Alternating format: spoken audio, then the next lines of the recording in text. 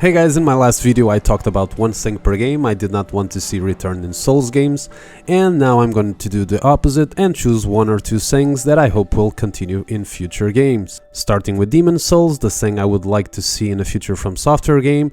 Probably won't have many people agreeing with me, but I hope that their next installment will have the graphical quality of the Demon Souls remake. Even though I've seen many comments in YouTube videos of people saying that the graphical improvement hurted the atmosphere of the original game, the thing is I have never played the original. So what I felt while playing Demon Souls was absolute awe because this game is a graphical masterpiece. World 3 and the fight against Storm King in particular are simply breathtaking, and since I'm talking about Storm King, please From Software makes us fight more bosses in the rain because they look phenomenal. The problem in my wish though is that the remake was done by Bluepoint, and from what I've heard, From Software used their own engine in every game, so it's not very likely that this wish will ever come to life. As for Dark Souls 1, I'm gonna take a guess that most people would go for its level design, but I am going with a different approach here. I hope that the next game they will release will give us many iconic things like Dark Souls 1 did. I think it's not a secret to most people that follow my channel that I'm not a gigantic fan of Dark Souls 1, but I can't deny that the love that people have for this game is tremendous. Even now, so many years after its release, I still see many comments in Souls channels where people have Artorias as their favorite boss of all time, Gwyn as their favorite soundtrack in the series, Ornstein and Smaug as the best duo boss fights, Solaire still being the best NPC of all time, and Anor Londo has the best area. And even though I might not have the same feeling about any of these things I just said, I hope the next game will create the same iconic moments and characters that will survive the test of time. It's time for Dark Souls 2, and again I will probably have a different opinion than most people, since there seems to be an overall agreement that PvP in Dark Souls 2 is pretty amazing. Since I've never did PvP in this game though, I will have to choose that I hope the next game will give us a hub as beautiful and iconic like Majula. Now before I talk about Majula, something else I hope also goes into a future game from Dark Souls 2 is the insane imagination that was put into this game. In one area you will be going through a bridge with dragons flying over your head, in another area you are fighting a boss inside a pirate ship. I mean, there is even a moment where you're fighting a boss that throws her head at you in a windmill, and after that you go up into a volcano. Like, it's so insanely bonkers. Now you might find me weird for it, but I love it. I just love the imagination put into this game, and it almost feels like you're playing many games into one. In other words, I want the game to have variety in its areas instead of just looking like this fantasy world where everything looks the same. As for Majula, even though 4 games came out after Dark Souls 2, in my opinion it is still the best hub area that they've ever made. In fact, every time I go to Dark Souls 2 to get some footage for a video, I make sure I go to Majula just to stay there for some time, admiring the ocean and listening its beautiful song that I use in many of my videos, including this one. It's a magical place, a place of peace, in a world where everything that moves tries to kill you, and I want to have that feeling come back in a future game. We move on to Dark Souls 3 now, and what I hope transitions from this game into the future, it's the incredible boss fights. I might be a Bloodborne fan, but make no mistake, Dark Souls 3 was the game that completely blew my mind with its roster of bosses, and I'm very happy to say that the quality continued to impress with Sekiro and Elden Ring. From its very beginning we have an awesome tutorial boss in Gundyr, and even though there are a few misses like the Deacons and Cursed Rotted Greatwood, as soon as you get to Abyss Watchers, what comes after, it's almost always an incredible boss. We have Pontiff Sullivan, the Dancer, Nameless King, Dragon Slayer Armor, Twin Princes, Soul of Cinder, Champion Gundyr, and also in the DLCs we have Freed, we have Demon Prince, we have Midder, we have Gale.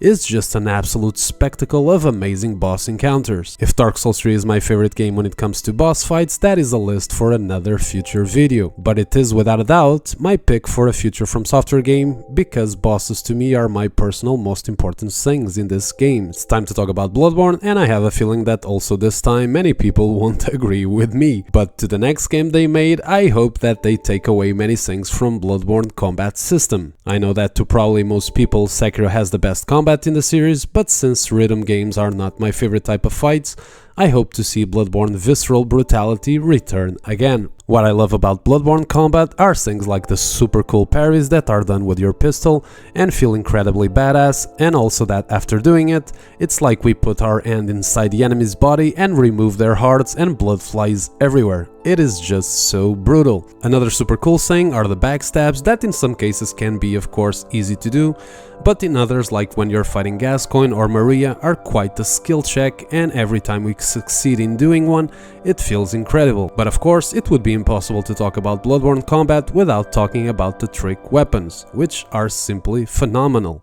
If you are playing Bloodborne and are not using them, you are definitely missing out one of the coolest things in all of the 7 games, since hitting an enemy with a sword that transforms into a giant hammer and smashes your enemy into the ground feels absolutely spectacular. Another thing I love so much in the combat in Bloodborne is the dashing system, which I definitely prefer to rolling, since it gives the fights many points in style. Bloodborne combat, however, could use a few changes, since it would be nice if we could run to the sides while locked on, and please never put the use of the running button being the same as to jump. As for Sekiro and Elden Ring, I'm actually going to choose 2 things from each game that I hope go into future games. The first thing I will be picking from Sekiro will have people in the comments tearing me apart, because I hope the next From Software game has a clear way of telling us what the game's story is about, which Sekiro does it in a much more simple way than all the other games. By the time I finished Sekiro, I had a clear idea of who everyone was and their part in the overall story, and it became easy to get emotionally invested. In other games, however, I reached the end almost having no clue what was happening in the world, and sometimes even not feeling anything about the bosses against who I was fighting, because I had no idea who they were or what their story was. A big example of this is Elden Beast, to whom when I looked at for the first time, I thought to myself, why is the final boss of this game a giant worm? Maybe in Elden Ring there is some item or some sword explaining it, but I can only praise the people that do lore videos,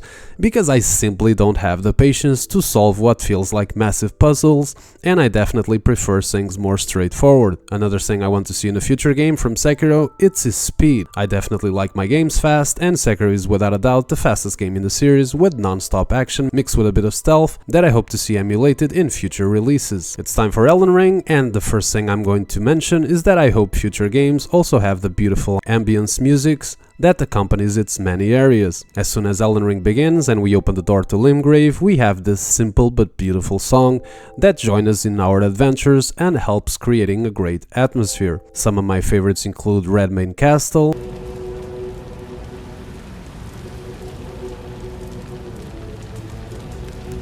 Lanedale,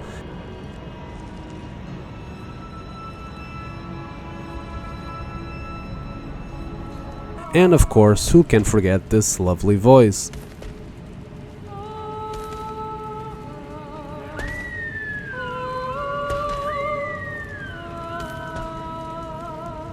Most of the previous games were almost completely silent, and I hope that putting these simple songs in areas will become a normal thing in future games. The second thing I want to see pushed forward from Elden Ring is without a doubt its massive spectacle fights. Due to an insane amount of weapons, spells, incantations, ashes of war, jumping, rolling, ducking, normal attack, heavy attacks, shields, parries, backstab, deflecting, backstabs. Jesus Christ, this game just has so many awesome things that will provide you the tools to make some of the most incredible fights in the series. Elden Ring is the game that just keeps on giving, and even though I've never been much of a person of trying many weapons in the previous games, I saw myself trying every single one in Elden Ring just to see the moveset and ashes of war each weapon had, so I could make the most spectacle boss fights possible. And that, everyone, is my list of things I hope to see in a future From Software game, and as always, tell me in the comments what are your picks, and we meet again in the next video. Bye bye, stay well.